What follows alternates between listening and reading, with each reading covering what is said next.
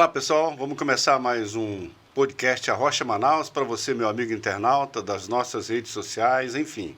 No programa de hoje eu vou conversar com o Alexandre Gaudi. O Alexandre Gaudi, ele é psicólogo, né, e atualmente está diretor do único espaço que faz tratamento público só para autistas em Manaus. Tudo bem, meu amigo? Tudo ótimo, quero agradecer o convite e dizer que é sempre uma satisfação a gente trazer ao público conhecimento, né, dessa nova epidemia que está acontecendo aí com nossas crianças e com o autismo, não só no Brasil, mas no mundo. Olha só, a gente estava batendo um papo aqui antes de começar o nosso podcast e descobrimos várias coisas sobre o Alexandre, né?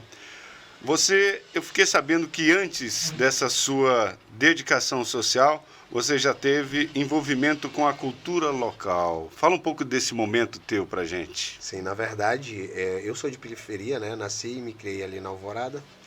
E ali começou os movimentos, no tempo a Reino Unido, com o povo do Jacaré, começou o movimento para se criar, tinha a banda que era na rua de casa, a banda do Jacaré, meu pai fazia parte, minha mãe.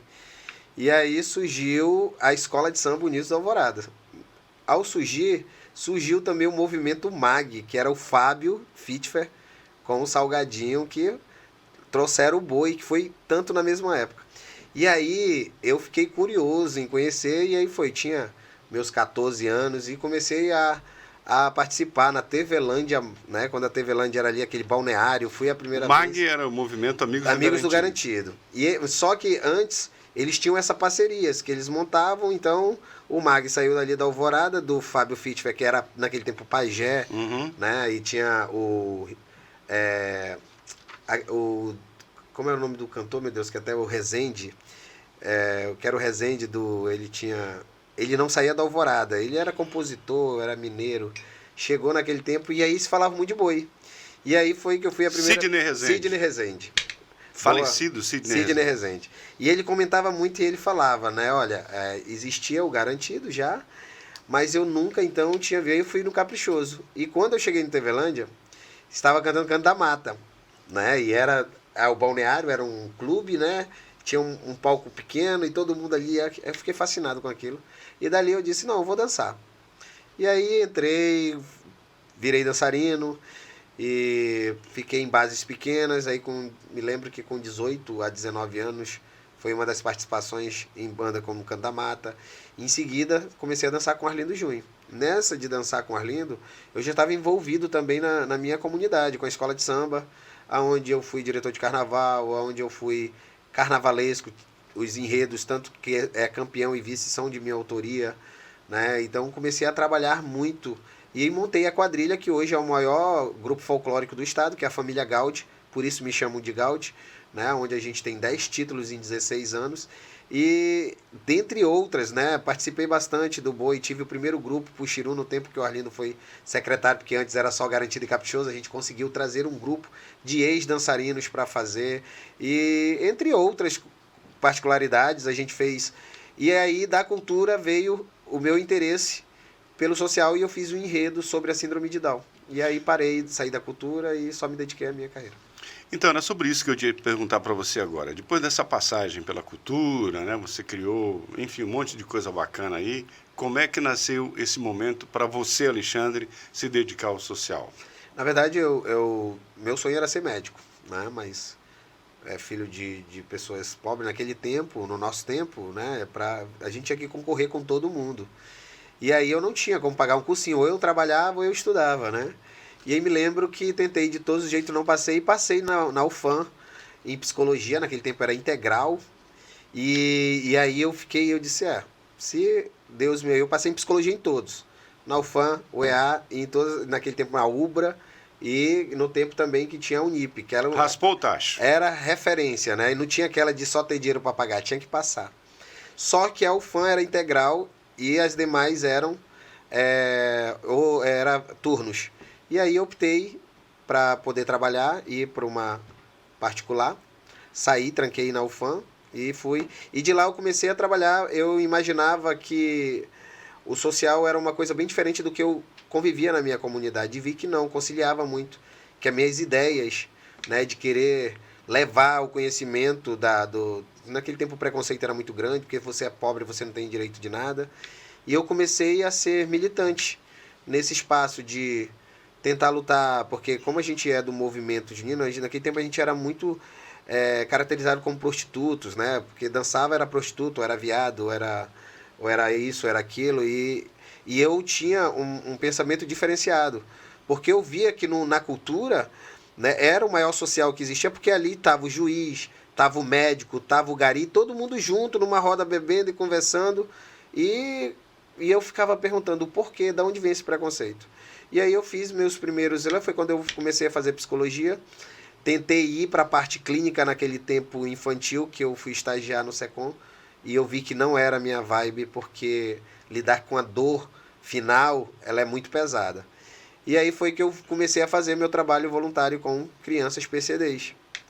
E daí em diante, mas não deixava a cultura de lado. Tanto que quando eu entrei para trabalhar, eu sempre trabalhei a parte da cultura, por causa da dança, por causa do boi, né, do grupo. Mas eu tentava conciliar ao máximo os dois, né? Mas chegou um momento que eu tinha... A idade já não ajudava mais, o tempo não ajudava mais, e aí eu me dediquei exclusivamente só na psicologia.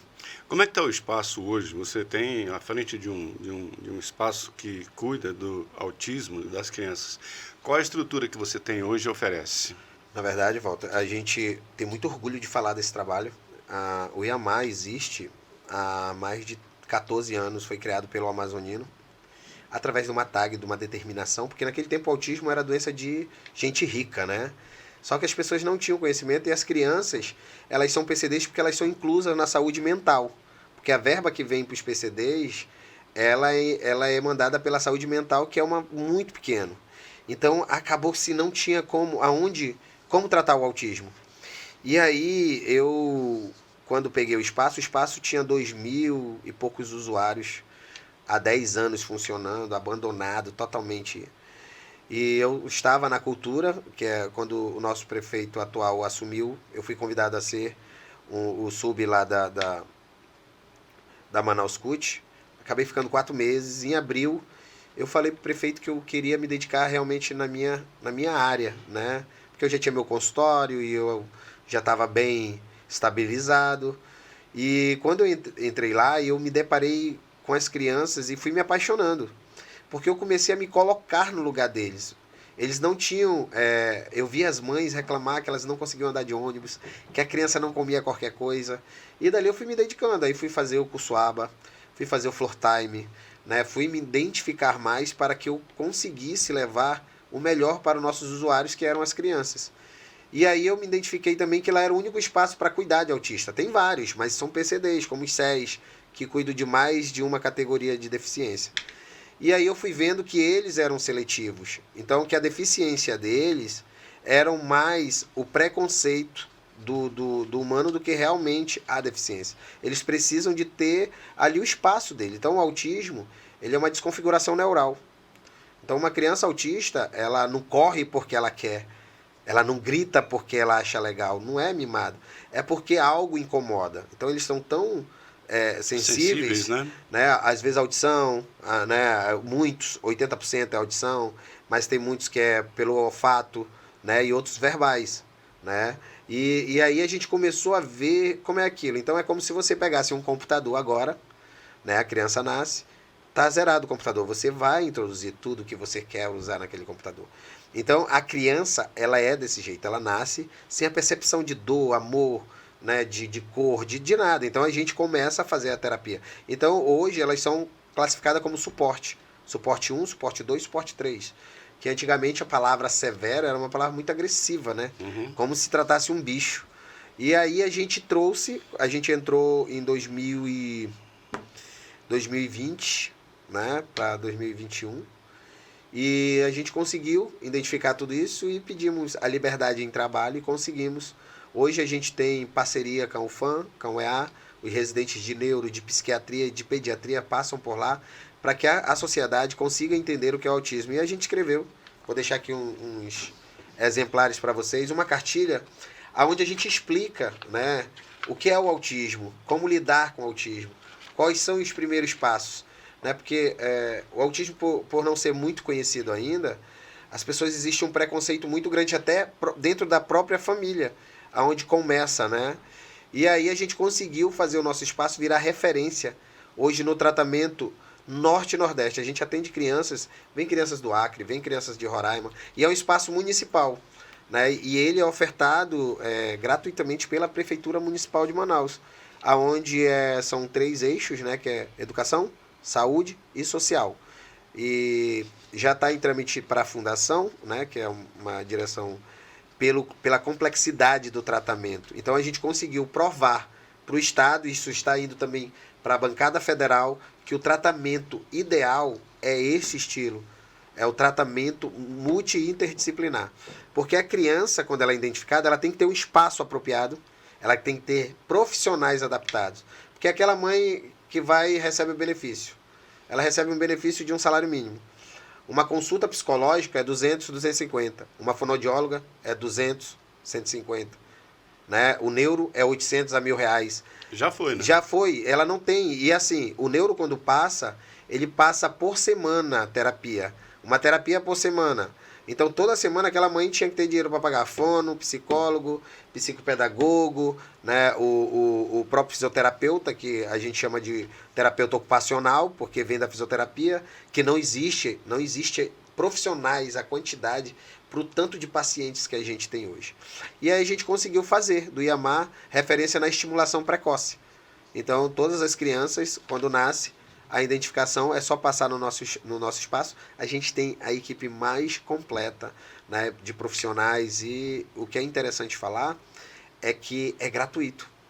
Você tem essa sua veia social, vem da arte, depois para o social, mas ela também caminha para a veia política, né? Na verdade, eu gosto da política dos bastidores. Eu não me vejo o candidato. Eu não me vejo o Alexandre, o político. Eu me vejo porque eu sou de base, né? Eu sou de comunidade. Eu nasci acreditando que existe um Deus, né? Então eu não mudo a minha cabeça, porque tem muita gente que fala de Deus e pratica errado, né? Ao inverso. Chega lá, esquece todo mundo. Então a minha essência é entender que eu nasci e me criei na Alvorada, e você pode ter certeza que eu vou morrer na Alvorada por opção. Não porque eu podia ter a oportunidade de galgar outros espaços, mas acredito que se eu acredito num direcionamento, eu tenho que estar ali. Então, eu acreditei nesse grupo que está desde o começo, né? Há um tempo, há 12 anos atrás, a gente vestiu a camisa e eu acreditei que a gente poderia fazer diferente do que existia antes. Porque já era muito politizada, elitizada, o grupo que era um grupo único. E aí eu tinha vontade de mostrar para minha comunidade que a gente podia mais. Né? Me lembro que quando saiu a Sapolândia, onde eu morava ali, e as casas foram, eu disse, nossa, tá nascendo uma nova Alvorada. A gente via muita gente morrer, muita gente passar, e eu falava sempre, é a política que consegue fazer isso. Então eu tenho que estar aqui com alguém que possa dar voz ao que eu penso. Mas eu nunca me encarei como o candidato. Isso pode ter certeza, isso vai ficar gravado anos e anos, né? Mas eu me vejo como bastidores.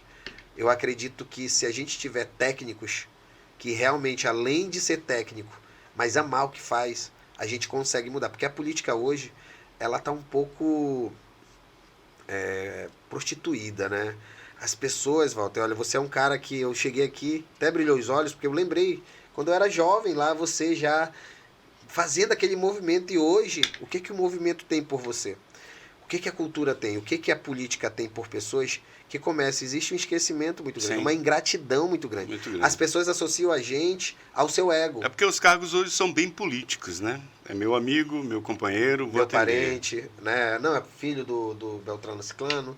Não, você não pode ter. Então, para você se destacar, você tem que aparecer. E aí vem essa mídia apelativa, né? Onde você passa uma vida para construir a sua dignidade, reputação, e segundos para perder, porque alguém não concorda com o seu pensamento e quer colocar o seu pensamento individualizado. E aí eu parti desse princípio, né? Acreditei, só que hoje as pessoas não... o espaço, eu tiro o meu trabalho pelo espaço, um exemplo. A gente, de 2.000 crianças e 700, a gente está com 7.000 crianças.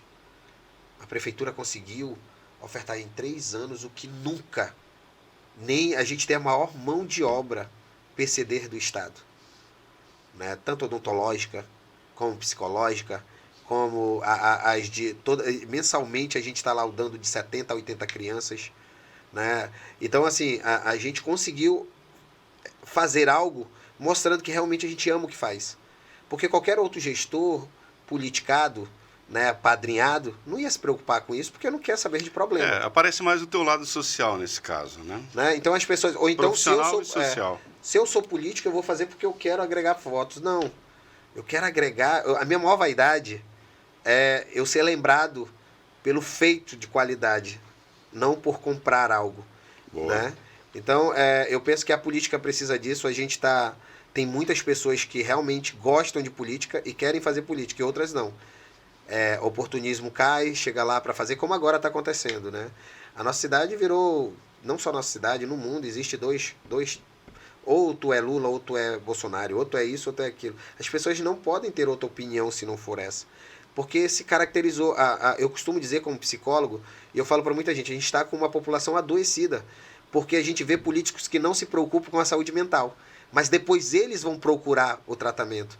Se você for poder parar, em cada família, a cada 10 pessoas, 8 têm ansiedade. E a ansiedade vem da onde? A pandemia não ensinou nada, a pandemia piorou, porque as pessoas só pensam em materialismo, as pessoas só pensam em soma e não em dividir. E a gente chega nessa situação. Poucas pessoas. A gente até fica meio desconfiado quando alguém vem falar algo bonito, se é ensaiado, se é realmente para ganhar alguma visibilidade ou algo parecido.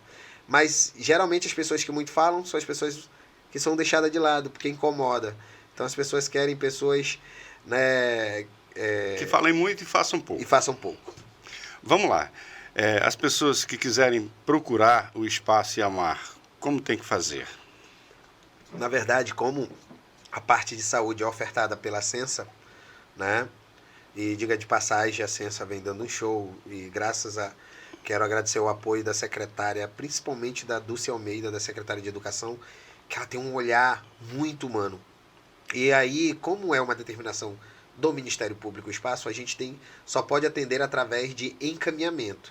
Então essa criança que está identificada, se você acha que seu filho tem alguns traços, você tem que procurar uma UBS mais próxima ou algum hospital para que ele seja encaminhado para o EAMAR. Né? A gente não faz atendimento espontâneo, só através de encaminhamento, porque tem várias outras patologias. Às vezes a criança é TDAH, é hiperativa, e aí acaba confundindo e essa demora que está no SUS, né, no CIGED, de neuro. Porque a criança vai em particulares, ou outro aí manda o neuro para identificar. Aí a fila fica de 2 a 3 anos.